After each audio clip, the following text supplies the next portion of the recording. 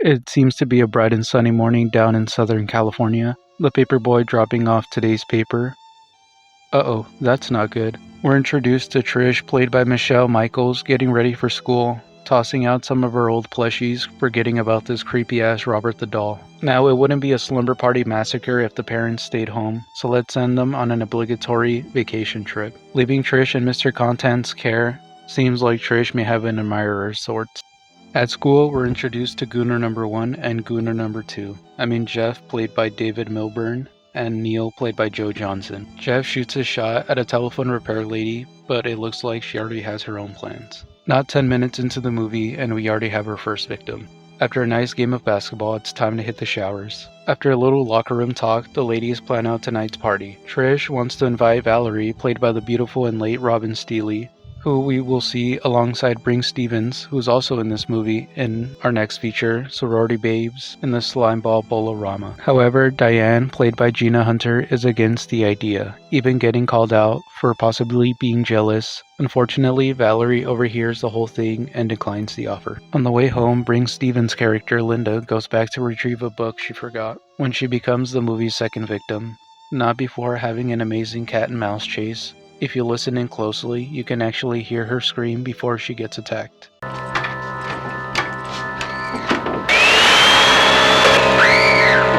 Diane is the next to go. Holy shit, I think you broke my back.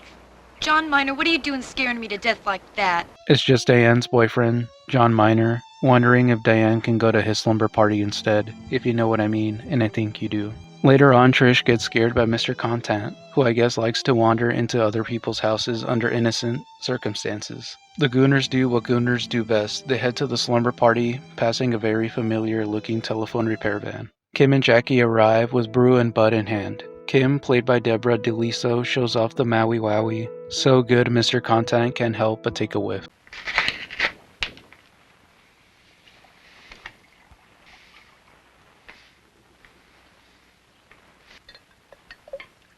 You're gonna need a lot more sugar than that, Valerie. As the famous Jim Jones once said, shut up and drink your Kool-Aid. The girls begin to spark up when they hear a noise in the kitchen.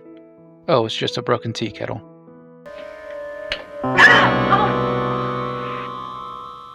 The boys make it to the party and get their money's worth. Courtney, Valerie's little sister, played by Jennifer Mayer, is a fellow gooner ripping out the centerfold of a Playgirl magazine. Diane goes outside for some firewood, getting startled by Mr. Contant, who's chopping up snails with a meat cleaver. I'm sure there's a different way of going about this where the snails don't have to die, but whatever, I guess. Russ Thorne, the killer, must have not liked that because Mr. Contant is the next to be killed. The girls read the newspaper horoscope. Trish gets up to close the window when she notices someone outside. When she looks again, it's the Barbie doll from earlier. Frightened, her and Diane go to check the garage. However, the killer is already inside. Meanwhile, Valerie takes a break from studying to look out her window and spy on her neighbor, who just happens to be Trish. She goes to bug her sister, who's still reading the magazine. Valerie makes this remark. Faker, you were beating off boys in the 5th grade. I was not, you creep. Hey look, a diva poster in the back. Nice. Back at the slumber party, they decide to spy on Diane and John's conversation. Very immature, you guys. The power goes out, so they head to the garage to investigate. That's when they hear a noise. It's Jeff and Neil playing a little prank on the girls. Guilty about the situation, they head back inside. John Miner shows up, so Diane lets him inside the garage, forgetting to lock it. Cutting away to some quality sister time between Valerie and Courtney. At the same time, the boys are enjoying being at the sleepover. Back at the garage, John Miner is horny as hell. Convincing Diane to ditch the sleepover, Diane gives the excuse they're just going out to grab beer. Well, that was a bitch, but now it's done. Diane is the next to be killed. We get this shot that legendary filmmaker and producer Roger Corman loved so much it inspired him to create the iconic poster for the movie. Courtney swears she heard screaming, but Valerie brushes it off, telling her they're not thinking about us, so why should we think about them? To that I say, well done. That's the type of introverted representation I'd like to see in movies. At the slumber party, the house specialties, strawberry daiquiris, are served. Unsure about last night's Dodger game, they decide to call up Coach Jana, played by Pamela Boylans. That's when the pizza man arrives dead, but under 30 minutes, so the pizza's still hot. Coach Jana gets concerned when she hears a ruckus over the phone. so she decides to head over. They try to call the police, but the killer cuts off the phone line, so they decide to close all the windows and curtains, turn off all the lights, and lock all the doors. The boys split up to get help. Jeff is running to Mr. Content's house, while Neil runs to Valerie's house. Jeff cuts through the garage. Unfortunately for him, he finds Diane's body, even worse, attacked by the driller killer. Neo makes it to Valerie's front door, but he also has a string of bad luck because Valerie is super invested into the movie.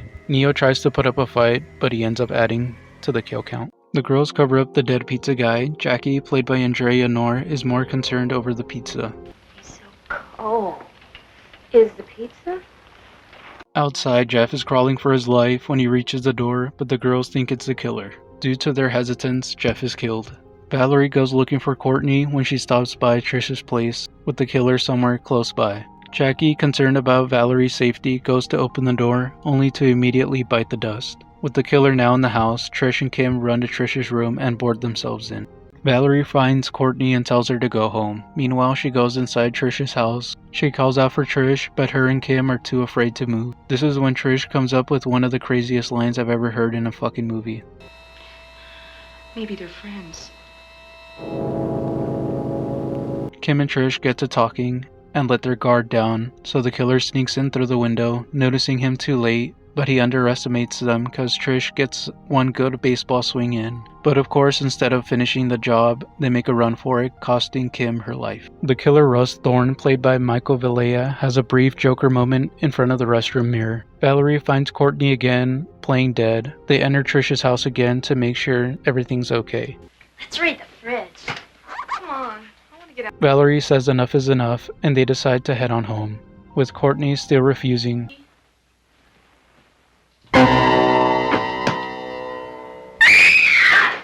Big mistake, kiddo. Now that the killer knows that they're there, Courtney and Valerie go and hide. Russ also hides under a blanket in the living room when Coach Jenna finally makes it. She uncovers Russ, so a duel ensues. Valerie finds an electrical saw, but the cord is comedically too short. When Russ is about to gain the upper hand, Courtney, who's hiding under the couch, trips the killer. So Coach Jenna gets a few licks in, and that's when Trish comes flying in out of nowhere, stabbing the killer. In the shot, Coach Jenna pulls Trish away but gets sliced in the process. Valerie finds a freshly sharpened machete and is ready to throw down, not before we get Russ's intentions and motives. You're pretty. All of you are very pretty. Takes a lot of love for a person to do this. You know you want it. You love it. Oh, hell no! That's hell no! Valerie gives chase to the killer, cutting his drill in half and taking off one of his arms and opening up his stomach.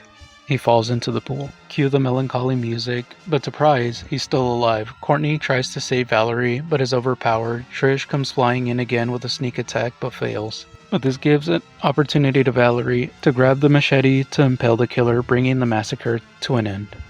And thus ends the Slumber Party Massacre. The Slumber Party Massacre, also known as the Slumber Party Murders in the UK, was released in 1982 by New World Pictures and directed by Mae Holden Jones, and was originally written to be a parody lampooning the slasher genre by Rita Mae Brown. Roger Corman, the legendary producer who I'd brought up earlier, was then CEO of New World Pictures, and he said, "Fuck that, let's make a straightforward slasher." So there's a lot of intentional and unintentional humor in the movie, if you haven't noticed already.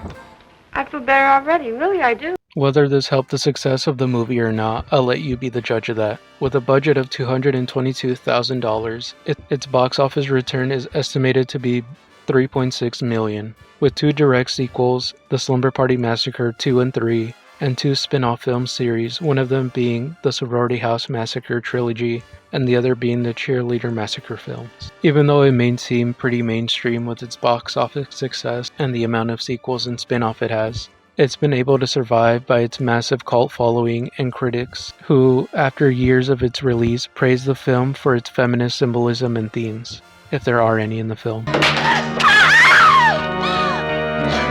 Although from what I could find, the original writer Rita Mae Brown hasn't openly talked about the feminist symbolism and themes of the movie, though I did find an audio track with the director Amy Holden Jones talking about the original ideas and themes that Rita had in her script. So let's jump right into the first point, being how all the older women in the movie, apart from Trish's mother, seem to be all women in power. Starting off with the prominent character, Coach Jana, who we see throughout the whole entire movie being a productive and proactive character, driving along the story, not only helping out the girls when they ask questions about the Dodger game, but also fighting against the killer and saving the girls at the slumber party.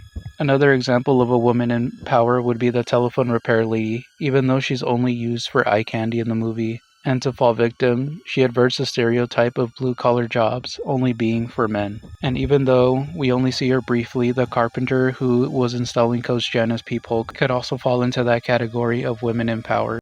While we're on the topic of women in male-dominated jobs, let's talk about the men in the movie, with there only really being 6 with speaking roles, falling into 2 out of these 3 categories. 1, being too horny. 2, creepier and or weird. And 3, not that bright. With the first one implying to more or less around like maybe half of those characters, with the Gooners, Jeff, Neil, and John Minor. And I guess Mr. Contant with his fucking creepy ass wandering inside Trish's house in the beginning of the movie. Creepy / weird, which again, Mr. Contant being a very creepy and weird dude. You know, the killer Russ Thorne obviously out here creeping out and killing all these people, and especially when he gives that chilling monologue about why he's killing all these girls, it's just like, dude, get the fuck off the screen. Hell no!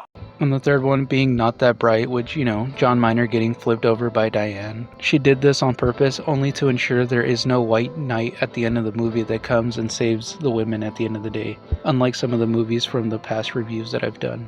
For example, Torso and All Colors of the Dark, when their respective love interest comes in and saves them at the very last second. And the last point would be the phallic imagery of the drill itself, looking no further than the movie poster, with his legs wide open, drill sticking out, and all the women staring at it in horror. From the very first kill of the movie, which is a telephone repair lady, you can see it as a representation of him killing him with his male member. But everything comes to a screeching halt when Valerie cuts the drill in half at the end of the movie, thus symbolizing her castrating him and stripping him of his male power. When you watch the movie again with this knowledge, you definitely pick up on a lot of things you otherwise wouldn't have noticed with a movie similar to this. It was definitely a lot of meta going on before Scream changed the horror meta in general. And now that we're done with today's lesson, let's go to my favorite and least favorite part of the movie. My favorite part of the movie has to be when Trish, Kim, and Jackie go to move the pizza guy and Jackie's more concerned about being hungry. Oh. I feel better already. Really, I do. I thought that was the best joke of the movie. The runner-up has to be when they go to the garage to fix the fuse box, and Trish and Kim drop the flashlight when they turn around.